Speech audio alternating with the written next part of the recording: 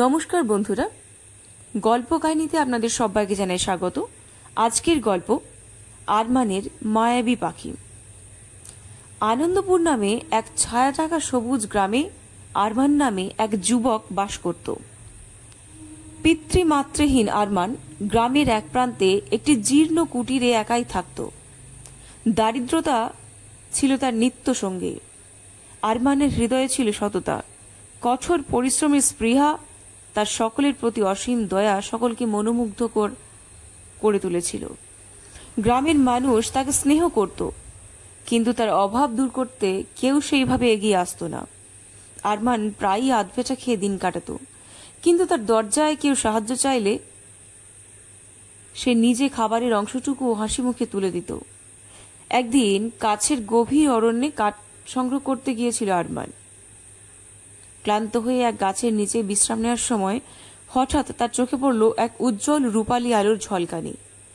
কাছে গিয়ে সে বিস্ময়ে অভিভূত হয়ে গেল। এক অদ্ভুত সুন্দর রূপালী পাখি গাছের ডালে বসে আছে, যার প্রতিটি পালক যেন চাঁদের আলোয় গড়া খাঁটি রূপা দিয়ে তৈরি। এমন মনোমুগ্ধকর পাখি আরমান জীবনেও দেখেনি।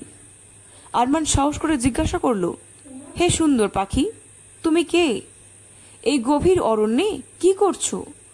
পাখি তার মধুর কণ্ঠে হেসে বলল, আমি এক মায়াবী পাখি। যারা দয়ালু হৃদয় নিয়ে আমার কাছে আসে, আমি তাদের সাহায্য করি। আরমানের চোখে জল চিকচিক করে উঠল। সে বলল, আমি খুবই গরিব, পেট ভরে খাওয়ার মতো খাবারও আমার জোটে না, পরনের কাপড়ও শতচ্ছিন্ন। তুমি কি আমায় কোনো সাহায্য করতে পারো, হে দেবী? পাখি তার স্বচ্ছ চোখের দিকে তাকিয়ে আরমানের হৃদয়ের পবিত্রতা অনুভব করল।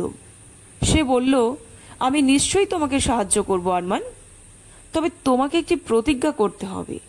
তুমি যা কিছু সম্পদ পাবে তা কেবল নিজের জন্য নয়, বরং অপরের মঙ্গলের জন্য ব্যয় করবে।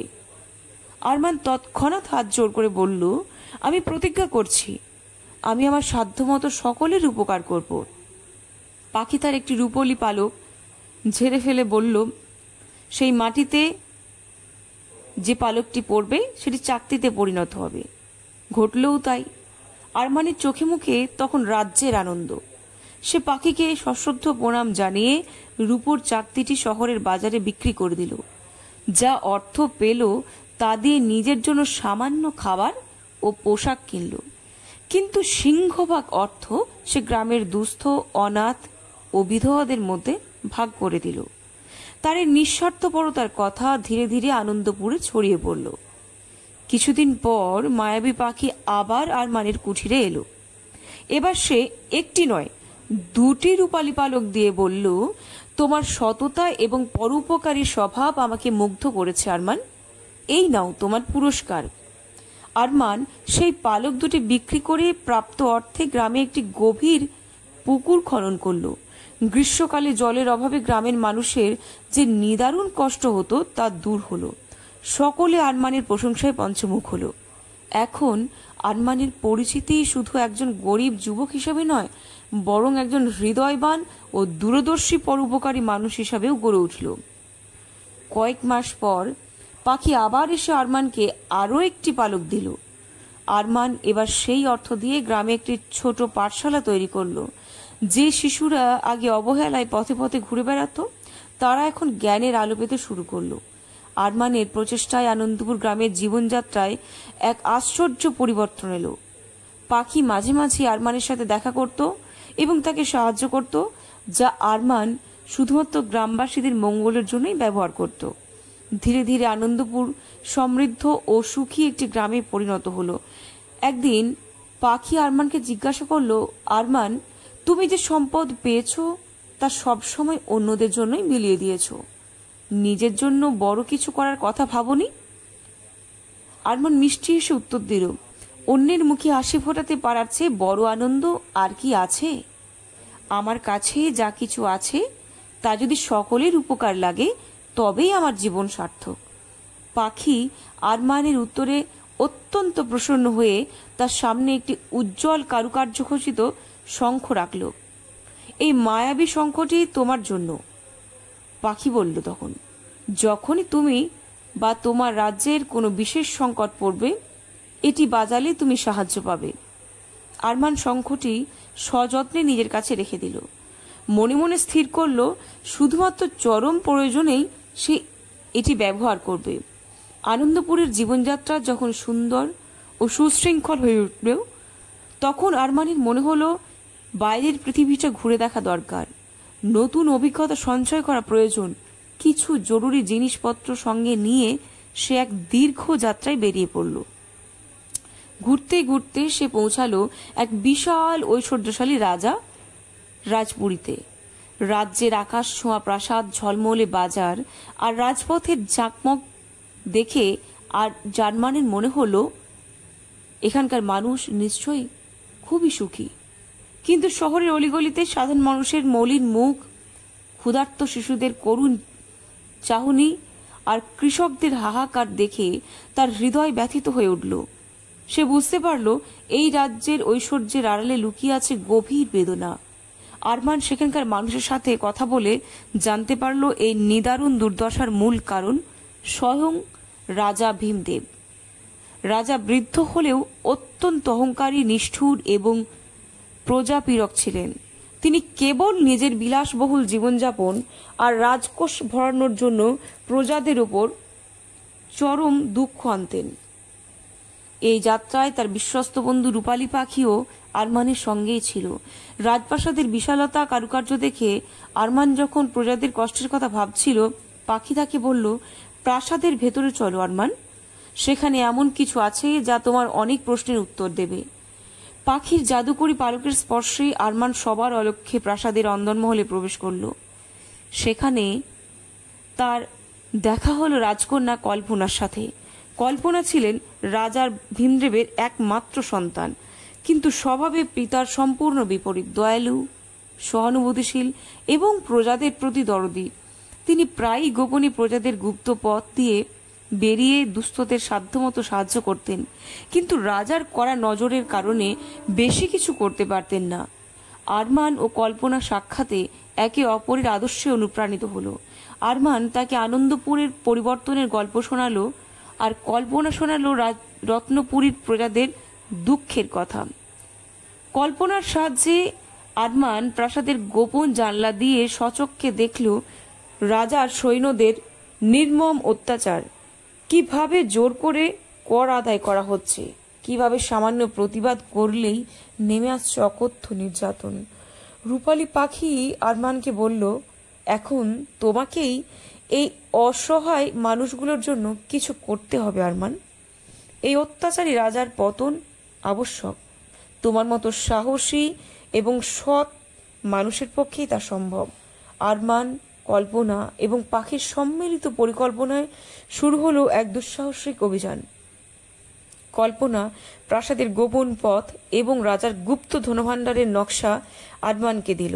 সেই ধনভাণ্ডার ছিল প্রজাদের কাছ থেকে লুণ্ঠিত অর্থে পরিপূর্ণ। তারা সিদ্ধান্ত নিল এই সম্পদ ধীরে ধীরে প্রজাদের কাছে ফিরিয়ে দিতে হবে এবং রাজাকে এই বিষয়ে কিছুই জানতে দেওয়া যাবে না। রূপালী পাখির জাদুতে আরমান ও কল্পনা রাতের অন্ধকারে ধনভাণ্ডার থেকে অর্থ ও মূল্যবান সামগ্রী বের করে প্রথমে সেই সব কৃষকদের কাছে পৌঁছে দিল যাদের জমি জমা কেড়ে নেওয়া হয়েছিল তাদের কাছে।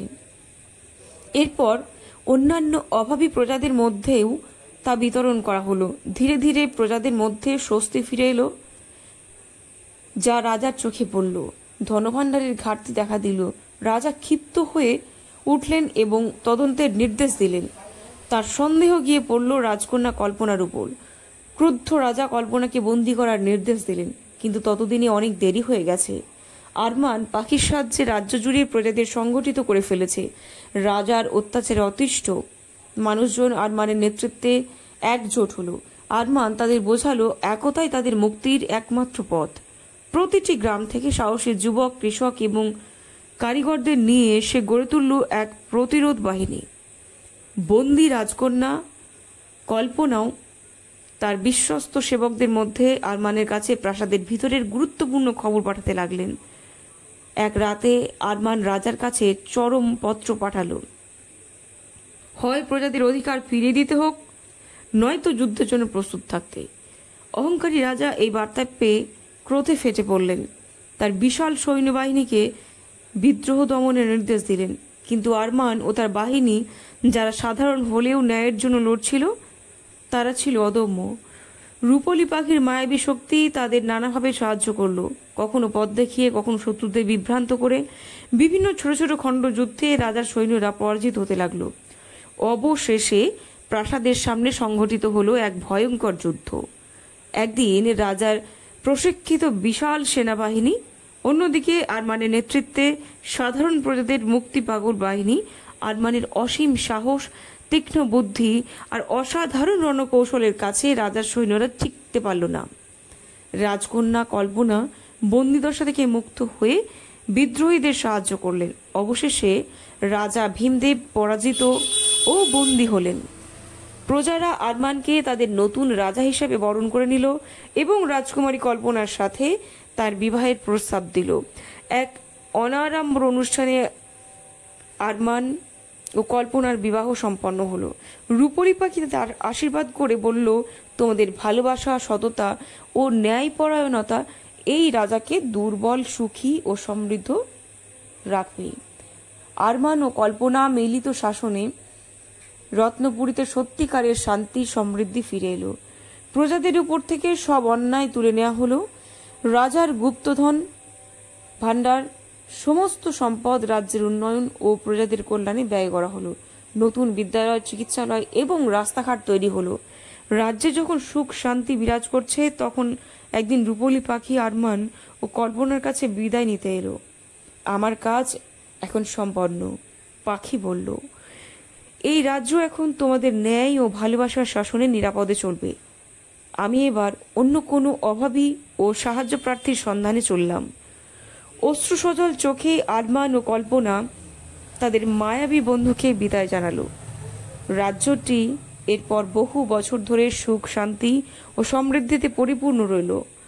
আর রূপকথার নায়ক আরমান নাম স্বর্ণাক্ষরে লেখা রইল প্রজাদের হৃদয়ে। সেই মায়াবী শঙ্খ, সেটি আরমানের কাছে সযত্নে রক্ষিত রইল।